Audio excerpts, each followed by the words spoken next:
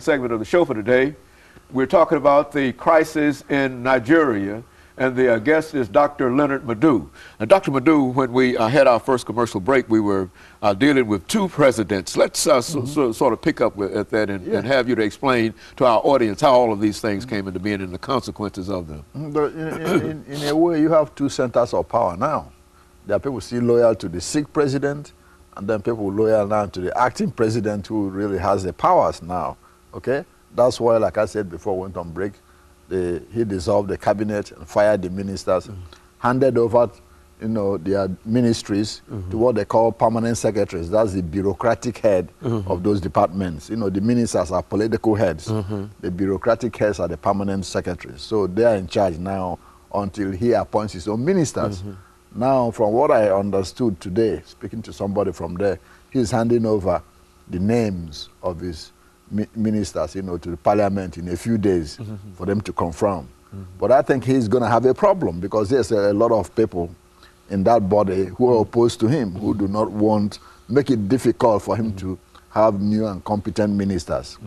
Well, first, how long has he been president, Dr. Well, he became acting president on February 9th. Well, I mean the president that went out of the country. LMadu2 became president May 29th, 2007. So he's only been president only a very, very short time. That's correct. He became president in 2007. The irony of it is that those who imposed him on the country, because that's really what it is, knew that he was very, very sick when they imposed him. Okay? A lot of people kicked against it privately. But Mr. Obasanjo, who was then president, was determined to have his way. So he imposed him on the country, knowing that he was very sick. Okay? So since then, he's been one hospital after the other. The last one, he went to Germany, and came back. Now, from what I understood, they took him to Saudi Arabia to make sure nobody gets access to him, period. Because he knew that if he came to the United States or to Germany or to any European country, open democracy, reporters will be allowed to know what is happening with that president in our hospital. It can't be hidden. But in Saudi Arabia, the king runs everything. He can say, hey, we don't want any access. So that's why they took him down there for medical treatment. Now, the problem is this.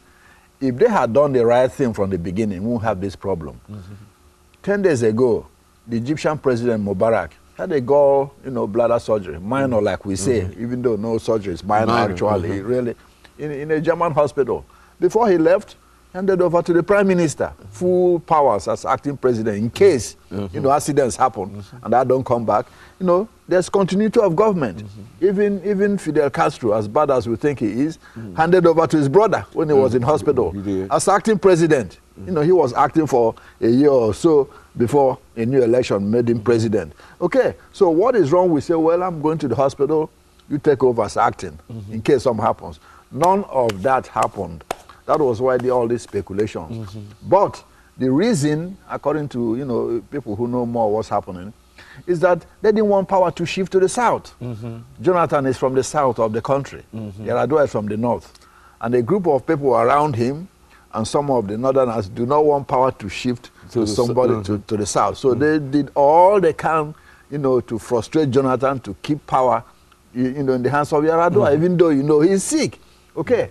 Now, the Constitution says, when the president is incapacitated or all that, he has to write to the vice president or to the parliament that he cannot perform his job. But if you cannot see the president with your eyes, you know something is wrong. You don't need any letter. That's right. Okay, the onus is on him to tell us that he's here. Exactly, that he is well and capable. He's alive. Yeah, exactly, that he's alive. Not for the people to go find out. That's what I'm saying. We don't need any written letter.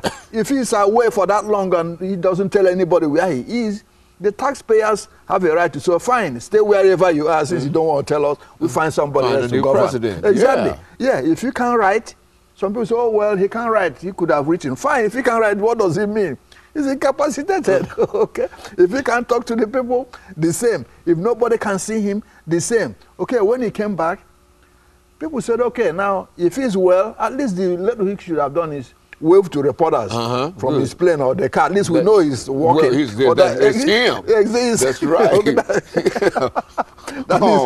that is him. Nobody saw him, so nobody actually knew whether it's him or not. Nobody can say if he's walking. Nobody can say if he's talking. Nobody can say if he's eating. Nobody can say that. Only 3 people can see him. His wife, his aide-de-camp, and his chief security officer.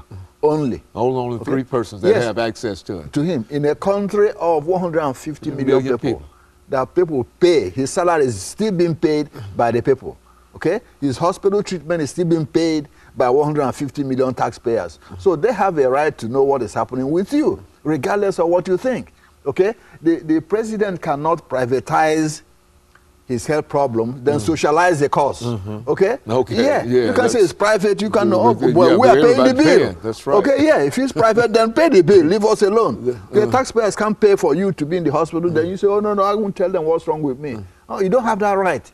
You know, the governor, the president, even the mayors, they don't have that right because people are paying your salary. So if you're sick, they have a right to know what's wrong with you. They want to know who are the doctors, if they are qualified to treat you in any way possible, you know, because they're being paid by taxpayers' money. When are you going to be well to come back to work? That's right. They have to know all this.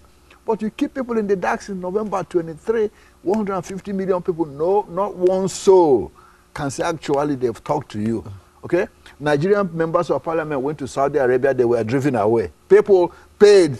That's their job to find out. Legislative. Exactly. That's their job to find out and report to the people they were driven away. You know, oh no, we won't allow them see him. Who has that right to tell elected members of parliament that they can't see their own president?